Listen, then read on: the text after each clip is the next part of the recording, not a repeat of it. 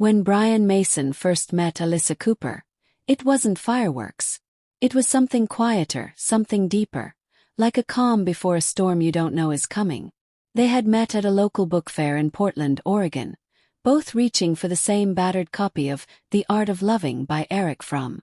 Alyssa had laughed first, letting him have it, and Brian, in his usually reserved way, offered to buy her coffee as thanks.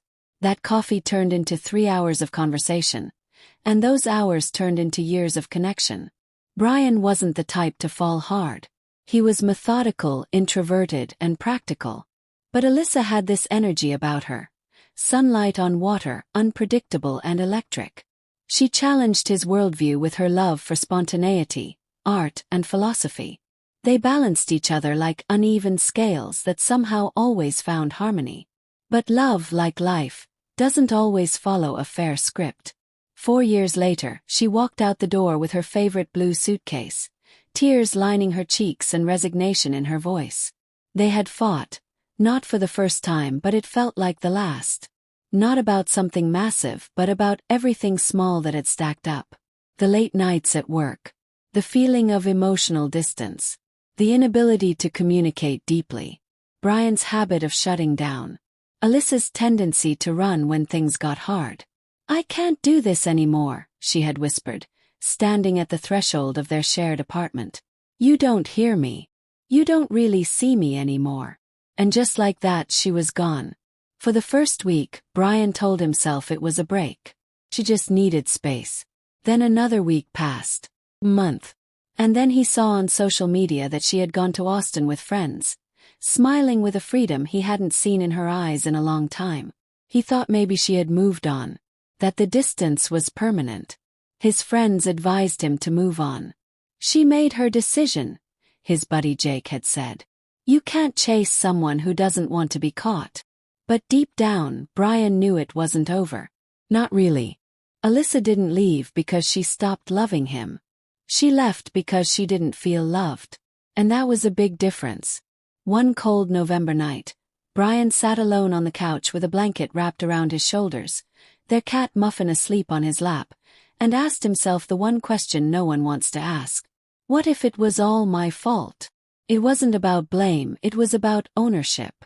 About realizing that love doesn't die overnight, but it erodes without care, without presence, without effort. And if he wanted Alyssa back, he couldn't beg, he couldn't chase, and he definitely couldn't guilt her into returning. He had to become the man she fell in love with again, but better. So he did something most men never think to do. He started over with himself. Brian signed up for therapy. At first, he was skeptical, thinking it was just talking in circles. But slowly, he realized how much emotional baggage he carried. How his fear of being vulnerable, of expressing pain, was rooted in childhood wounds. His father had always told him men don't cry, and that programming had hardened him. He also started journaling.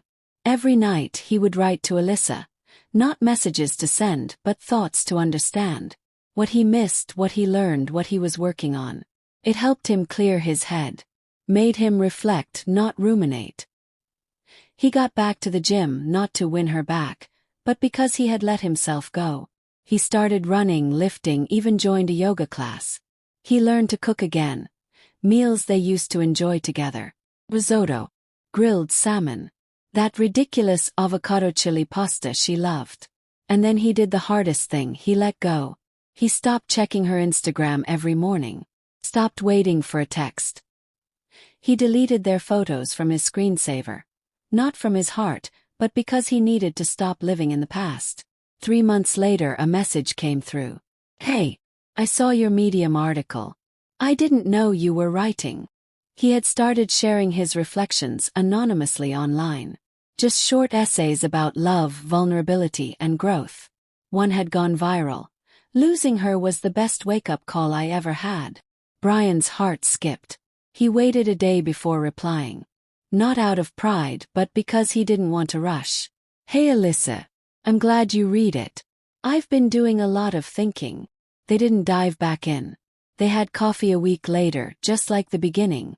This time at a new place she'd discovered downtown. They talked like old friends catching up after a long trip. He didn't say, "Come back." He didn't ask if she missed him. He just listened. She spoke about the silence between them. About how alone she felt in a relationship that was supposed to be a partnership. And then she said, "You seem lighter. More present. What changed?" Brian looked at her, the way he hadn't in a long time. "I stopped trying to fix you. And started fixing me."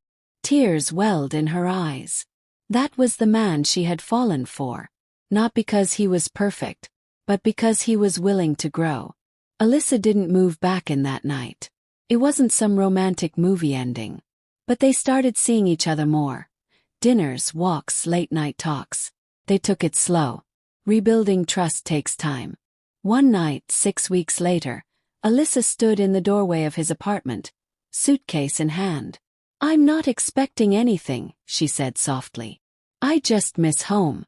And I realized, home isn't a place. It's a person. They embraced like two people who had been through a war together. Not because they had all the answers, but because they were finally asking the right questions. Love isn't about grand gestures. It's about showing up every day, choosing each other, growing even when it's hard. Brian didn't win Alyssa back by begging. He didn't use tricks or tactics. He didn't flood her inbox with apologies. He focused on becoming the best version of himself. Not for her, but for him. And because of that, she came back. 100%.